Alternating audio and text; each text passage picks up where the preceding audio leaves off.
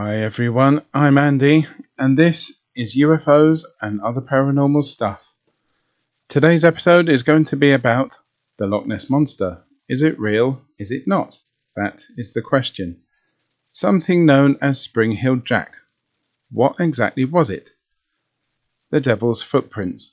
Strange footprints that were seen in Devon, England after heavy snowfall one night. And, last but not least, the WOW signal from outer space, an intriguing radio signal that Earth received back in the 1970s. The last segment will contain a little bit of news that broke only about 4 days ago from the time of writing. Thanks again to all my listeners for giving me their time, especially my American listeners who have no doubt been hearing lots and lots and lots about the presidential election recently. It has filled up the news and normal TV channels over here, so I'll bet it has been extreme over there. Anyway, without further ado, let's get on with this episode. First up, the Loch Ness Monster.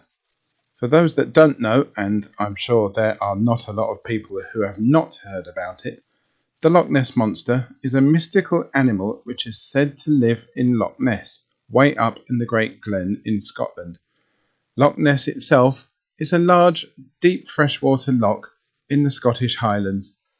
Approximately 23 miles long, which is almost the same distance from England to France from Dover, 1.7 miles wide and nearly 744.6 feet deep. It is said that you could fit the entire human race into it and still have a little bit of room. The scenery around the loch, the mountains, the Caledonian Canal at one end, and of course the famous Urquhart Castle, make Loch Ness one of the most scenic lochs in Scotland, and I well recommend a visit. But of course, the loch is famous for something else.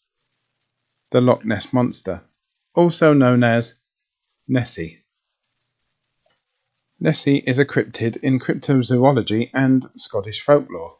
It is described as large, long-necked, and with one or more humps protruding from the water.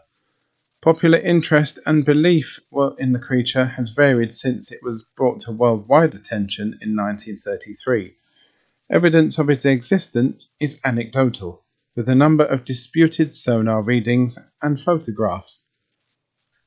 The best-known article that first attracted a great deal of attention about the creature was published in May 1933 in the Inverness Courier. It was about a large beast or whale-like fish. The article, by Alex Campbell, who worked on the loch as a water bailiff, as well as being a part-time journalist, talked about a sighting by Aldi Mackay of an enormous creature with the body of a whale rolling in the water on the loch while she and her husband were driving along the A82 trunk road on the 15th of April 1933. It was Campbell who first applied the word monster in his article titled Strange Spectacle in Loch Ness. The article says, "The creature disported itself, rolling around and plunging for fully a minute, its body resembling that of a whale, and the water cascading and churning like a simmering cauldron. Soon, however, it disappeared in a boiling mass of foam.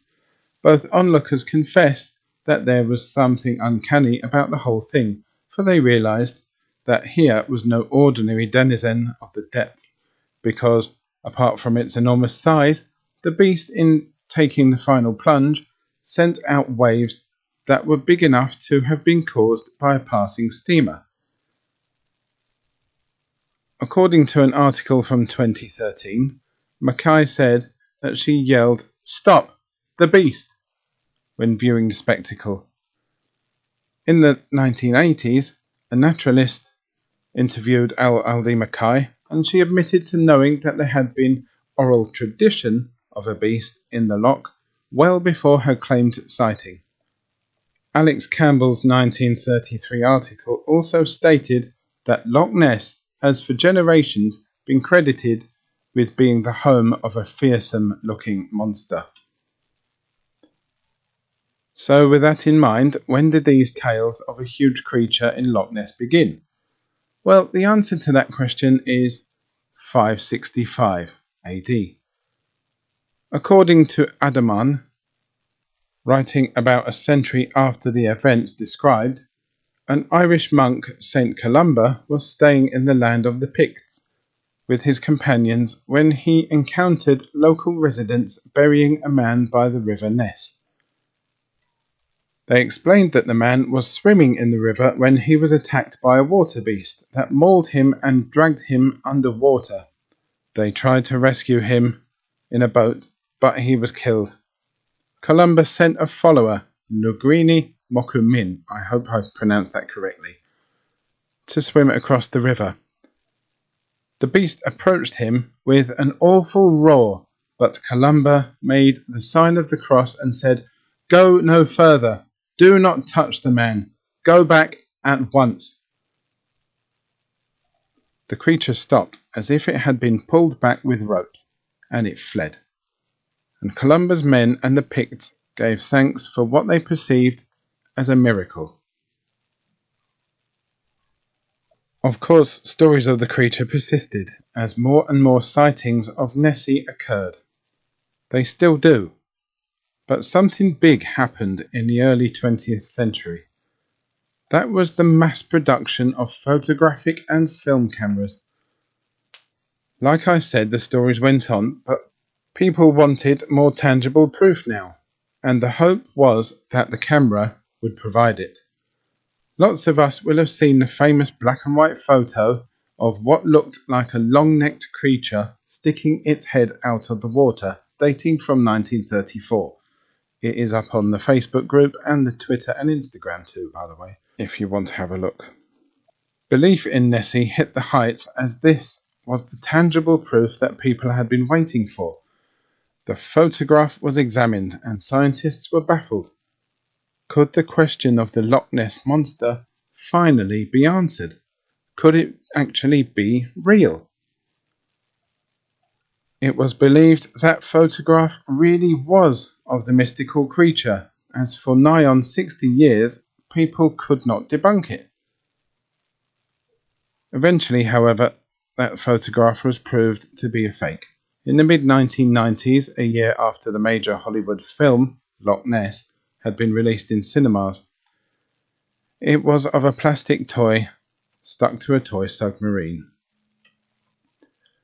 Only a few years after the surgeon's photo, as it was known, was taken and published around the world, an object was filmed moving in the loch, and many believed this to be even more tangible evidence of the existence of Nessie. How could you fool a film camera? More sightings followed, including in 1943 during World War II from a commander of a Navy boat in the loch. Details only emerged in 1969 when Lieutenant Commander Francis Russell Flint wrote a letter to the Daily Telegraph. Flint said he was in charge of a Navy motor launch travelling from Leith to Swansea in Wales with about 20 men on board. Near Fort Augustus, travelling at about 25 knots, there was the most terrific jolt, he said. Everybody was knocked back. And then we looked forward, and there it was. A very large animal form disappeared in a flurry of water. It was definitely a living creature, not debris or anything like that. Flint, who died in 1977, talked about the incident for years, said family members. He told author and broadcaster Nicholas Witchell that he had signalled the Admiralty. "Regret to inform your lordships, damage to starboard bow following collision with the Loch Ness monster, proceeding at reduced speed to Fort Augustus." Flint said the Navy were not impressed with his signal. He got a bit of a blast when he returned to base. However, Flint was an official war artist and painted a picture of the Loch Ness incident, which went on display at a gallery in Leeds. It is not known where the picture is currently. Even more actual evidence was apparently accidentally destroyed in 1978 when a rented pleasure boat suffered a violent collision with an unknown object in the loch. One of the passengers on the rented boat, an elderly man, was so frightened by the collision with an unseen object that he suffered a heart attack and died shortly thereafter, making the unfortunate boater perhaps the only human fatality claimed by an encounter with the Loch Ness Monster since the man just before St. Columba's arrival way back in the 6th century.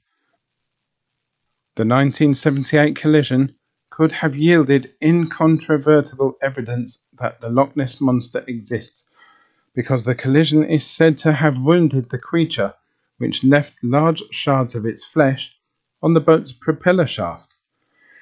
Stanley Roberts, now 85, who owned the rental boat back in 1978, described the remnants of the monster that was attached to the underside of his boat as found flesh and black skin an inch thick along the prop shaft. But before he knew what had happened, workers who were repairing the damaged boat simply tossed the flesh into the water. The workers chiselled the flesh away and threw it into the Caledonian Canal, Roberts recalled in an interview with the Scotland Now news site. It would have proved that Nessie was here. Had the organic material been preserved, given DNA reading techniques available with today's technology, scientists would likely have been able to determine exactly what hit the boat, and as a result, finally learned what the fabled Loch Ness Monster actually is. People ask, why hasn't Nessie been found? According to Gary Campbell, the official keeper of the Loch Ness Monster sightings, the loch is too big and too dark. If you dive down just a few feet and you cannot see your hand in front of your face. Technology needed to scan the entire loch to search for the creature that does not want to be found would be very expensive, and you'd need lots of it again as the loch is so large. The loch is ideal for hiding a large monster. That being said, sonar sweeps have taken place in Loch Ness, and once in a while a scan will return something that raises questions. In 1954, sonar readings were taken by the fishing boat Rival 3. Its crew noted a large object keeping pace with the vessel at a depth of 146 meters, which is 479 feet. It was detected for 800 meters, 2,600 feet, before contact was lost and regained. Previous sonar attempts were inconclusive or negative. Again, in 1990, a small pleasure boat fitted with equipment received a sonar image of a creature that looked like a plesiosaur, following the boat for a few meters again before contact was lost. Videos, photographs and stories continue to come in, but they still couldn't provide a definite yes or no to the big question. Then, on the 19th of April 2014, big technology did catch something. It was reported that a satellite image used by Apple Maps showed what appeared to be a large creature just below the surface at the far north of the loch. The image appeared about 90 feet in length. No decent explanation has come out to try to debunk the picture. So far, 7 sightings have been recorded in 2020 alone. So is Nessie real or is she not? We may never know for sure. But one thing that we do know is that interest in her will never wane. Personally, I think she is down there somewhere in that deep dark loch. But what do you think? Is she real or just a figment of collective imagination? I'd really like to know what you think about the existence of Nessie or any other mysterious water creatures. Contact details will come up at the end of the episode, so please keep an ear out for those. Now onto something a little lesser known than the Loch Ness Monster, and that is the legend of the Victorian era boogeyman with the incredible jumping ability, Spring-Heeled Jack. Spring-Heeled Jack is an entity in English folklore from the Victorian era who terrorised Britons for nearly 70 years. The first sightings of Spring-Heeled Jack came in London in 1837. The last reported sighting was made 116 years ago in Liverpool in 1904. In October 1837, a girl called Mary Stevens was walking to Lavender Hill in South London, where she was working as a servant. She had just visited her parents in nearby Battersea, when on her way through Clapham Common, a strange figure leapt at her from a dark alley. After immobilizing her with a tight grip of his arms, he began to kiss her on the face, while ripping her clothes and touching her flesh with his claws, which were, according to her deposition, cold and clammy as those of a corpse. In the panic, the girl screamed, making the attacker quickly flee from the scene. The commotion brought several residents who immediately launched a search for the aggressor, but he could not be found. It was reported that only the next day Spring-Heeled Jack is said to have chosen a very different victim, quite near to Miss Mary Stevens' home, inaugurating a method that would later appear in reports. He jumped into the path of a passing carriage, causing the driver to lose control and crash and injure himself severely. Witnesses report that he escaped by jumping over a 9-foot tall wall while cackling with a high-pitched ringing laughter. Soon after, as the news spread of this jumping villain, the press began to give him his name, Spring-Heeled Jack. In January 1839, the rumpus gained wider credibility when the Times newspaper reported on a letter read out by the Lord Mayor of London, Sir John Cowan, which claimed, "Some individuals have laid wager that a mischievous and foolhardy companion does not take upon the task of visiting many of the villages near London in 3 disguises, a ghost, a bear, and a devil. The unmanly villain has succeeded in depriving 7 ladies of their senses." The following month brought perhaps the definitive encounter when Jane Alsop, a teenager from London's East End, heard what she thought was a policeman crying from the street, "For God's sake, bring me a light, for we have caught Spring-Heeled Jack here in the lane."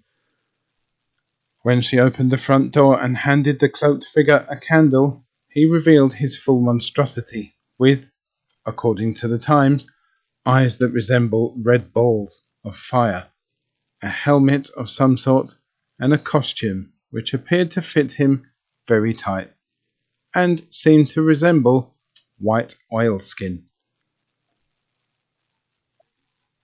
This ghastly apparition vomited forth a quantity of blue and white flames from his mouth, and clawed her, tearing her gown with his claws, which she was certain were made of metallic substance.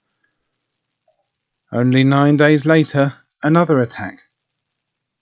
18-year-old Lucy Scales and her sister were making their way home after paying a visit to their brother.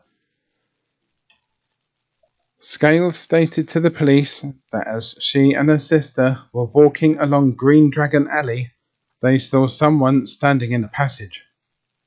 She was walking in front of her sister, and as she approached the person who was wearing a cloak, he spurted a quantity of blue flame right in her face. She lost her sight there and then, and with the shock, she dropped to the ground instantly. She began having violent fits. Her brother heard loud screams of one of his sisters shortly after they had left the house. He ran out to investigate. He found his sister Lucy on the ground in the Green Dragon Lane having a fit, while their other sister was trying to support her. They took Lucy home. That is where the brother learned what had happened. She described the assailant as being tall, thin, and of gentlemanly appearance, covered in a large cloak and carrying a small bull's-eye lantern, which is usually used by the police. He didn't lay hands on them, but he walked away very quickly. Several people were arrested, but eventually all were let go. This incident gained widespread notoriety, so much so that the Duke of Wellington formed patrols to attempt to reassure the public. Since that attack on Jane Alsop, the legend of Spring Heel Jack went viral, and sightings then started to come in from all over the country over the following decades.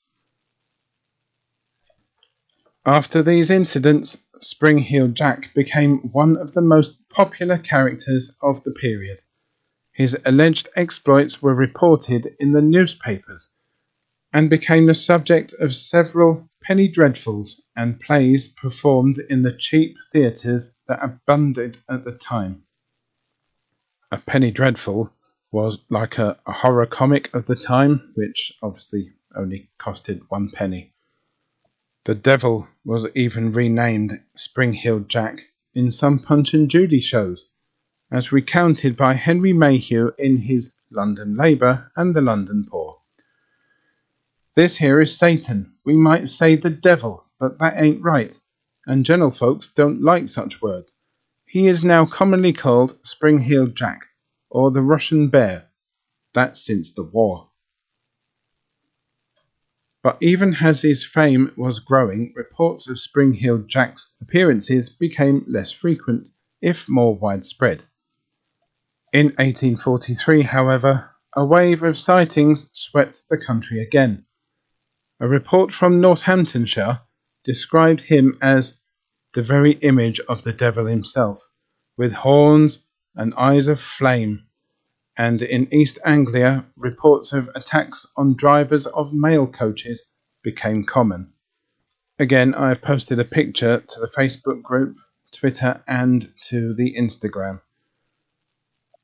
In July 1847, a Spring Heel Jack investigation in Teignmouth, Devon, led to a Captain Finch being convicted of 2 charges of assault against women, during which he is said to have been disguised in a skin coat, which had the appearance of a bullock's hide, skull cap, and horns and a mask. The legend was linked with the phenomenon known as the Devil's Footprints, which appeared in Devon in February 1855. Some have tried to explain what Spring Heel Jack may have really been. Of course, people say that it never happened, or it was just a madman, etc., etc. But one enduring explanation was the suggestion that Spring Heel Jack was indeed an alien. The helmet and costume were his spacesuit, and his powerful jumping ability could be evidence that he came from a planet with higher gravity than that of the Earth. Valentine Dyall, a famous British actor, wrote in 1954 article for Everybody's Magazine, "It is significant that a high proportion of those who saw Spring Heel Jack were convinced that he was not of this world, but either a spirit or a visitor from some distant planet."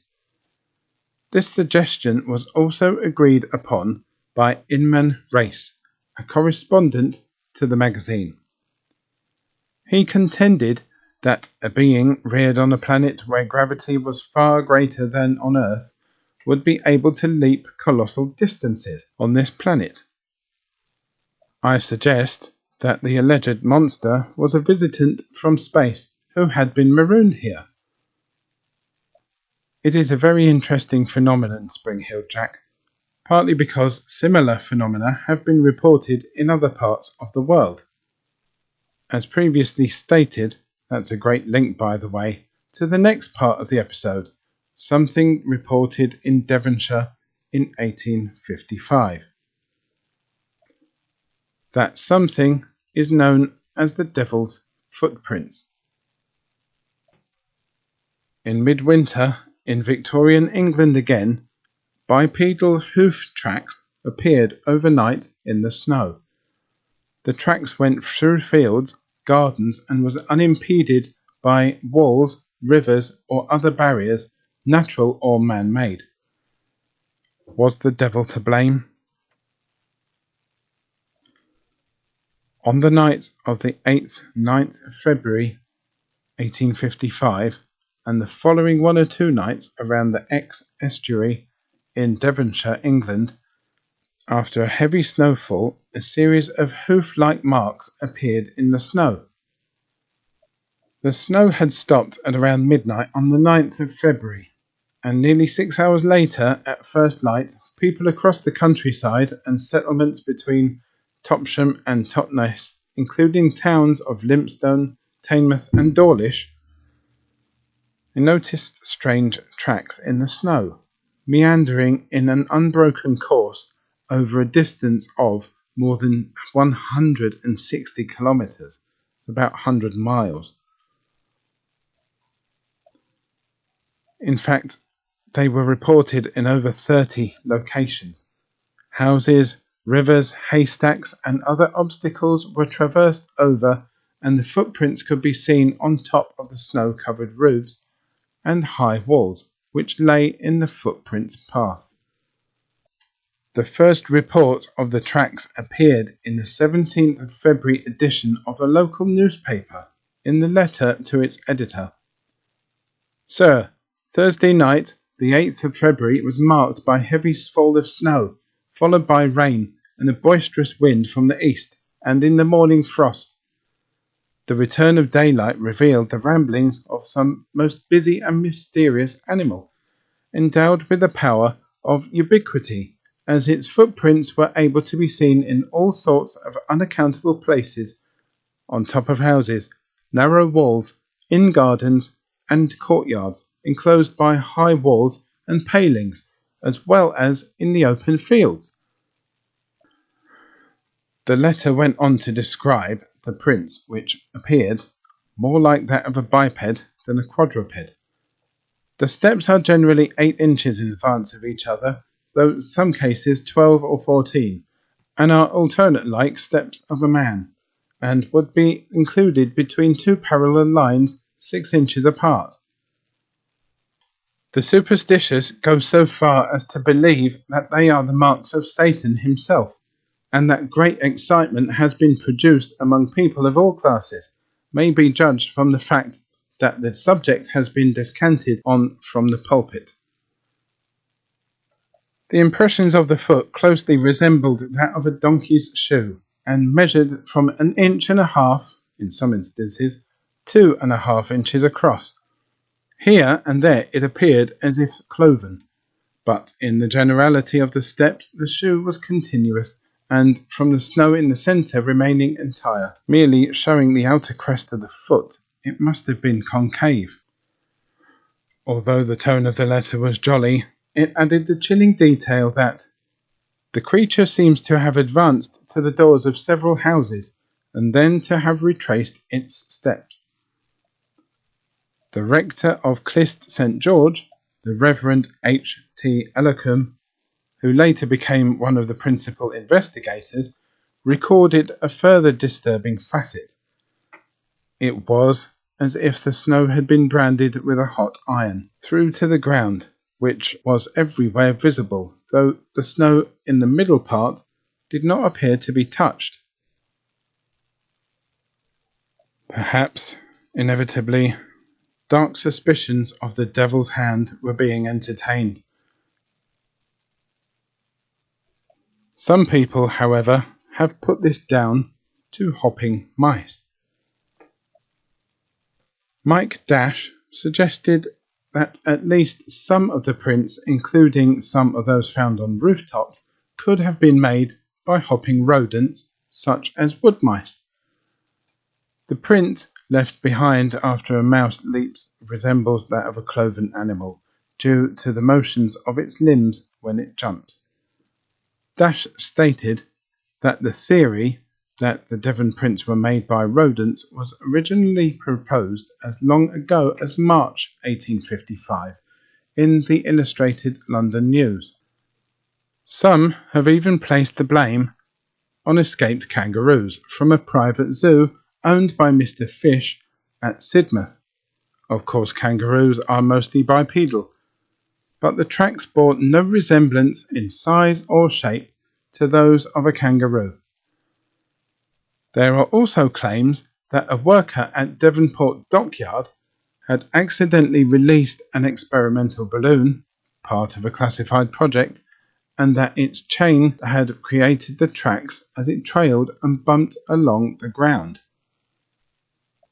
But this does not account for the uniformity of the prints, and the prevailing winds would not have pushed the balloon along the correct path either. Tracks like these have been reported all over the world for centuries now. Ralph of Coggeshall, a chronicler who lived in the 13th century, recorded the appearance of strange hoofprints in the earth after lightning storm on the 19th of January 1205. Polar explorer Captain Sir James Clark Ross also recorded that a survey party which landed on Kerguelen Island near the South Pole in 1840 reported seeing tracks of an ass or a donkey, despite there being no animals. The Illustrated Times reported also in 1855 that on a hill in Piaskowa Gora in Galicia, which is now Poland, I hope I pronounced that all correctly, every year are to be seen in the snow the same footprints as those seen in Devonshire. As recently as 2009, newspapers in Europe reported marks in the shape of a cloven hoof found in a garden in Devon. So what do you think about the devil's footprints? Could that be linked in some way to Spring Hill Jack? They do seem to have some similarities, the high jumping ability being the big one. Let me know your thoughts on any of those stories, sightings, etc. Sending your email to me at ufosandotherparanormalstuff@gmail.com. I'd really like to know what you think. Next up, the WOW signal from outer space and some breaking news. The WOW signal from outer space is something that I have never heard of before. It was sent to me last week. The year 1977. The location constellation Sagittarius, 2.5 degrees south of Chi Sagittarii, near the M55 globular cluster. In 1977, the Ohio State University's Big Ear radio telescope, searching space for broadcasts from extraterrestrial civilizations, picked up a very strong signal. Jerry R. Ehrman, an astronomer who was based at the OSU, discovered the anomaly a few days later while reviewing the recorded data. So impressed was he by the result that he circled the reading on the computer printout 6, capital E, capital Q, capital U, capital J, 5, and wrote "Wow!" exclamation mark on its side, leading to the event's widely used name. The signal sequence lasted for the full 72-second window during which the Big Ear was able to observe it, but it has not been detected since, despite attempts by other astronomers to try and find it again. Many hypotheses have been advanced on the origin of the emission, including natural and human-made sources, but none of them adequately explain the signal. Could it have been sent by an alien civilization. Although the WOW signal had no detectable modulation, a technique used to transmit information over radio waves, it remains the strongest candidate for an alien transmission ever detected. The most significant thing, working through the long stretches of zeros, ones, and twos that represent the background hiss of the cosmos, Ehrman was startled to see a sequence of score that climbed from 6 to E, all the way up to U, 30 points higher than the background hiss, before subsiding back down to 5, so the whole sequence read 6 E Q U J 5. To you and me, if this was plotted on a graph, it would resemble a spike in radio signal intensity that stands out from the background noise like a red flag against the white background. It was exactly what SETI, the search for extraterrestrial life, had been looking for. Without thinking, I wrote "Wow," Ehrman recalls. It was the most significant thing we had seen. The frequency. John Krauss, the director of the observatory, gave a value of 1420.3556 MHz in a 1994 summary written for Carl Sagan, the famous American astronomer, planetary scientist, cosmologist, astrophysicist, astrobiologist, author, poet, and science communicator. That is some CV. But Ehrman, in 1998, gives a value of 1420.4556, give or take 0.005 megahertz, with detailed explanation. This is 50 plus minus 5 kilohertz above the hydrogen line value, with no red or blue shift, of 1420.4058 MHz. If due to blue shift, it would correspond to the source moving about 10 kilometers a second, that's 6.2 miles per second, towards us. A heat map of the computer printout gives the spectrogram of the beam. The WOW signal appears as a bright spot in the lower left. An explanation of the difference between Ehrman's values and Krauss's can be found in Ehrman's paper. An oscillator, which became the first local oscillator, was ordered for the frequency of 1450.4056 MHz. However, the university's purchasing department made a typographical error in the order and wrote 1450.5056 MHz, i.e. a 0.1 MHz higher than desired. The software used in the experiment was then written to adjust for the error. When Ehrman computed the frequency of the WOW signal, he took this error into account. Hypotheses on the signal's origin. There have been quite a few hypotheses on the origin of the famous WOW signal, but none of them have received widespread acceptance. Ehrman has stated that we should have seen it again when we looked for it 50 times. Something suggests it was an Earth-sourced signal that simply got reflected off of a piece of space debris. However, later research showed that an Earth-borne signal would be very unlikely, given the requirements of a space-borne reflector being bound to certain unrealistic requirements to sufficiently explain the signal. Also, the 1420 MHz signal could not have originated from Earth, as it is within a protected spectrum, a bandwidth reserved for astronomical purposes, in which terrestrial transmitters are forbidden to transmit. In a 2012 podcast, scientific skeptic author Brian Dunning concluded that a transmission from deep space in the direction of Sagittarius, as opposed to near-Earth origin, remains the best technical explanation for the emission, although there is no evidence to conclude that an alien intelligence was the source. And that, ladies and gentlemen, brings me to the little bit of breaking news as I write this. That news is that, according to various websites, a mysterious signal has been spotted in the Milky Way galaxy for the first time.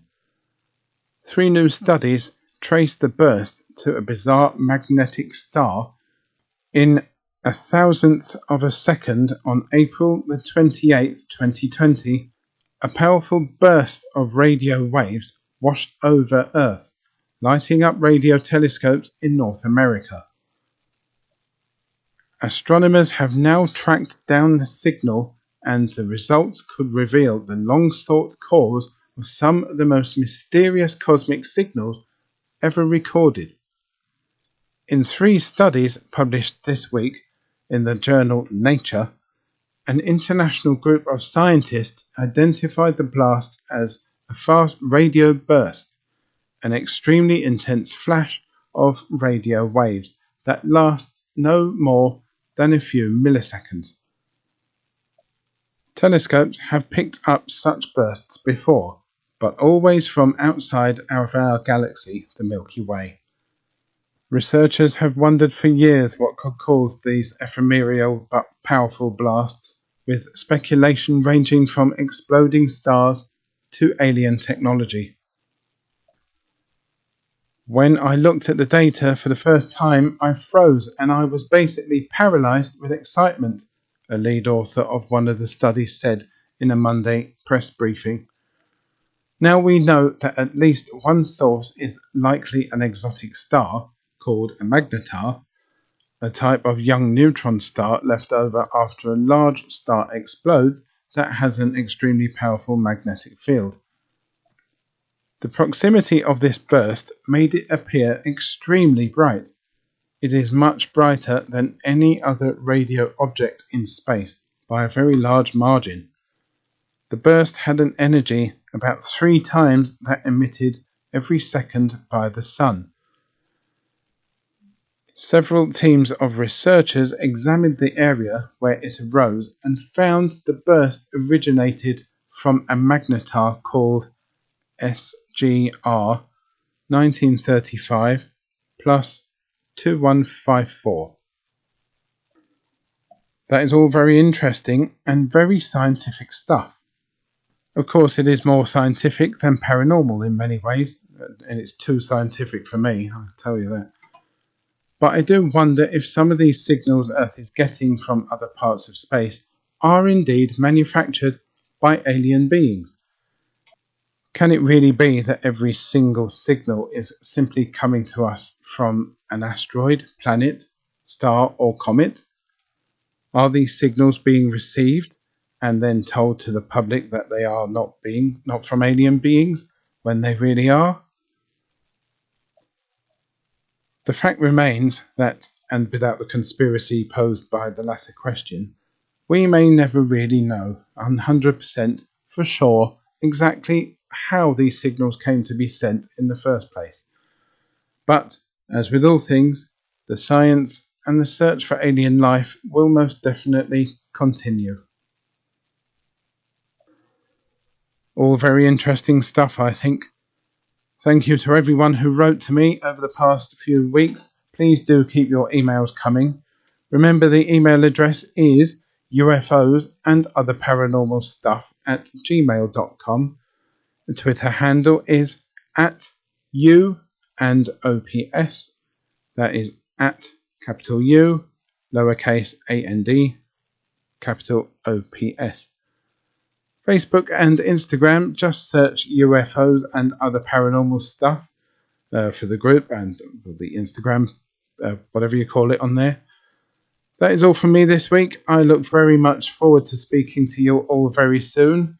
Stay safe, stay healthy, and take care. Bye-bye.